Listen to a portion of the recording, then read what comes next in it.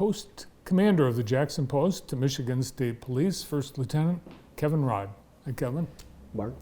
Good to see you. Good to see you. Welcome Thanks for back. having me. Thank you. And it's an exciting year in the law enforcement career of First Lieutenant Kevin Rod. It's his 25th year in the MSP. That's awesome. Thank you. That's great. Thank you. It'll So, be 25 years in August. That's awesome. I can go, but I intend to stay on for an additional 6 after that. Well, that's great. I'm glad to hear that because you're still a young guy. Yeah. Now, something I didn't know was that you followed your dad in his footsteps into the Michigan State Police career. Yes. He retired after 38 years as a district commander up in the Traverse City area. Wow, 38 years. So you're I halfway there. don't intend on staying that long. 38 years is a long So time. did you know that as a kid, he obviously was a great role model for Sure. you. Sure. Yeah, growing up and just the exposure to the agency, it definitely was a factor in me wanting to join the agency. So yeah, it was an impact.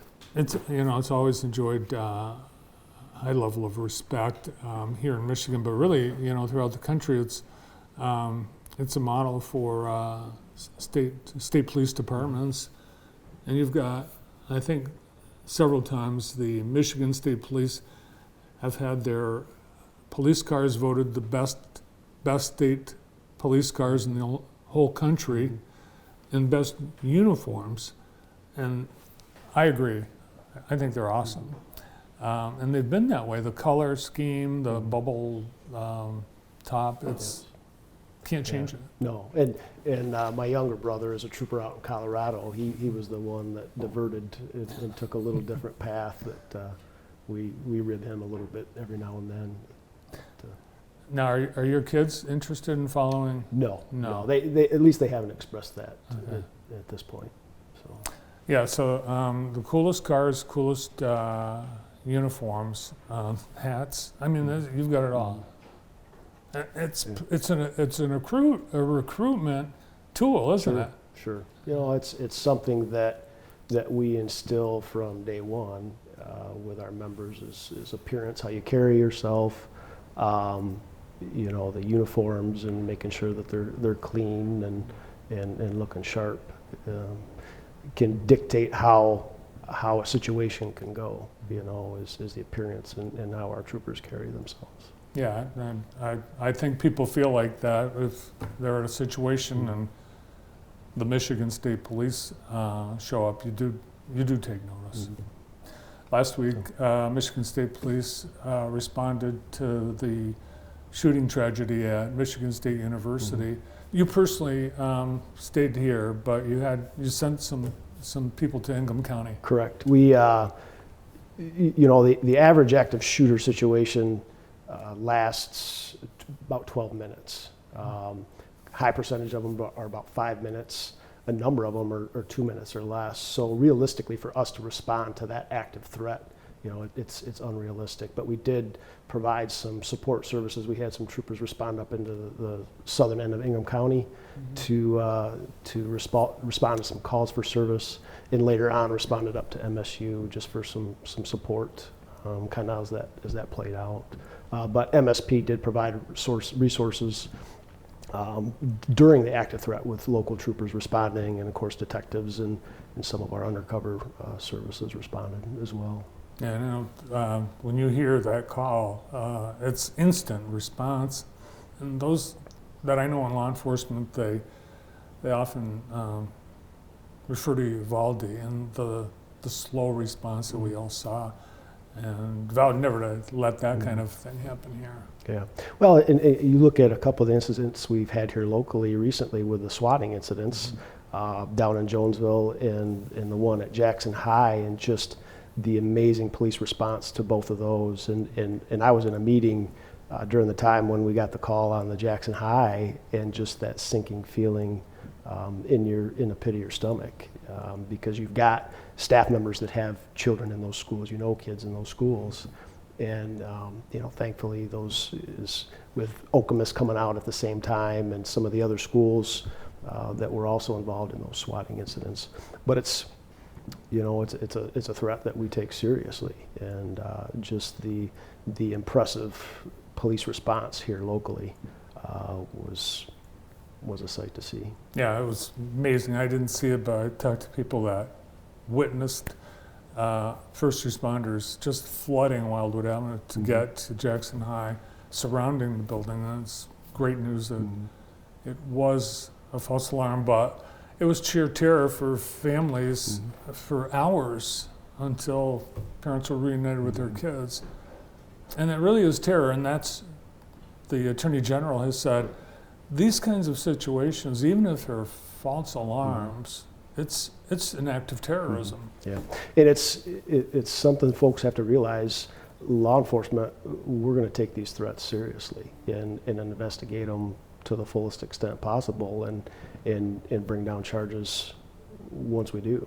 And the folks involved down at Jonesville are going to be facing some consequences.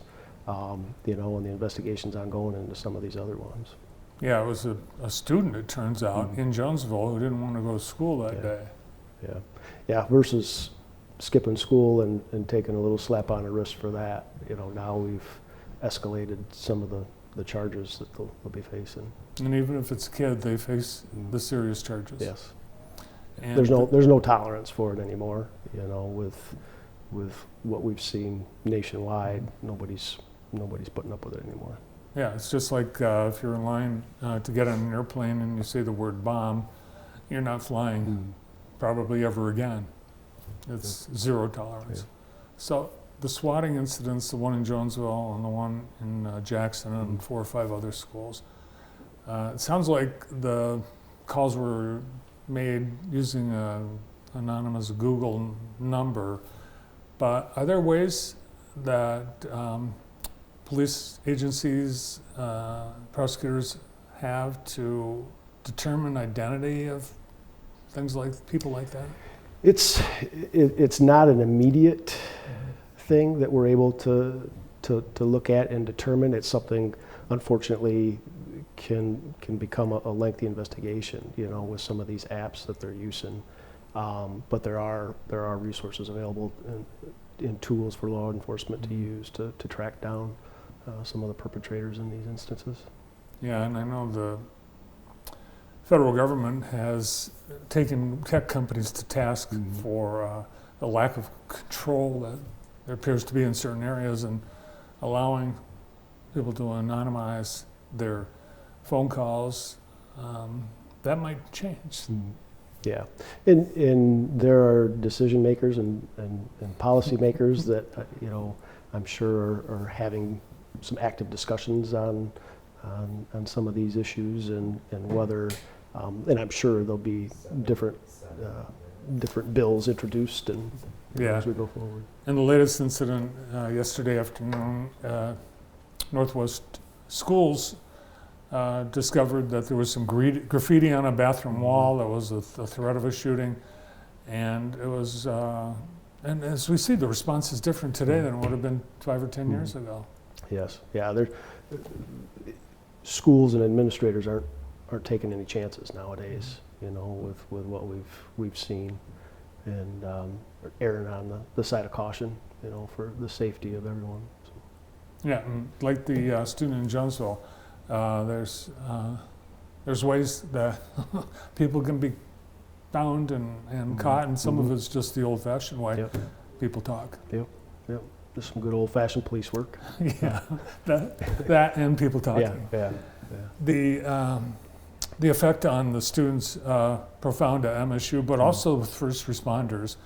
It was first responders that opened the door in the residence hall and in the student union and saw students laying there dead and bleeding.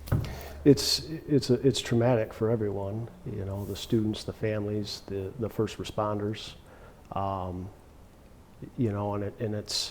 it's an impressive thing to see the acts of service from the first responders in instances like that, and I'm hearing that no one wanted to go home. You know, they wanted to stay and provide support, and you know, those acts of kindness and compassion are something special. That's really quite a sacrifice that first responders make when they put on the uniform, because any minute, and look, you and your department and your fellow first responders, in just the last couple of weeks, called out on what, you know, in some cases were false alarms, but you don't know that. No, and they're going to respond accordingly. You know, you look at the swatting incident, Saginaw Nouvelle schools, and we train that if you can't get into that building, one of the tools that you have is your patrol car and breaking down that front door of that school. And that's exactly what the officers over in the Saginaw area did, and driving that patrol car right through the front door to gain entry. You know, they're taking that threat seriously, and any means possible to get in there and make sure that folks are safe. Yeah, and I think everyone in that situation was happy to do repairs on the doors. And it just shows that the way the system is in response to these, you have individually a lot of control. You don't have to radio through all types of command and permissions to take action. We train, you know, our officers, our troopers, to be decision makers, you know, from day one. And when they show up on a scene, they're going to take control. So. Well, thanks to everyone in your department. I know there were several that were on the scene and very helpful in the response. Oh, we're talking about the uniform and the cars being recruitment tools, but it's because you need to recruit. You've got openings. It's, you know, everywhere. Yes. People are hiring. Yeah, we've got the current school today has 52 recruits enrolled. We're slated to get 5 recruits out of that school to be assigned to this post upon successful completion of the academy. We've got another school slated for July. So if people out there are interested in joining the state police, I encourage you to contact the post, and we can get you some information, or go online to our website for recruiting information, because you know, we need personnel as well. So.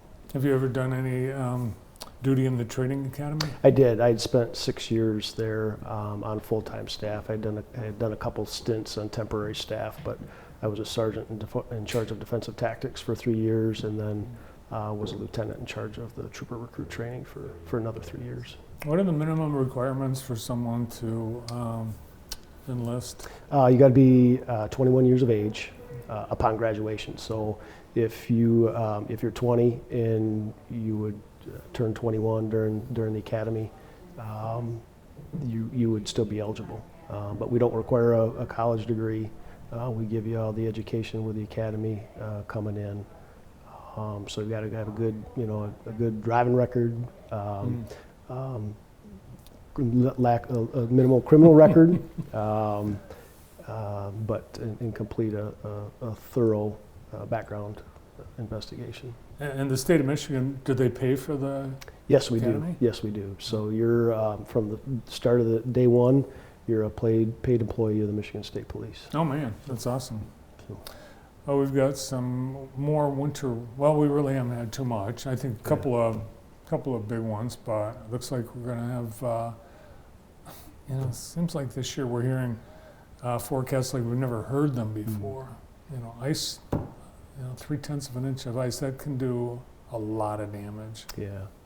Winter weather advisory starting tomorrow afternoon. That they're calling for some freezing rain. So, if you don't have to be on the road, I'd recommend you stay off and stay home because they were getting some snow after that coming in. So, get your milk and bread today. Yeah.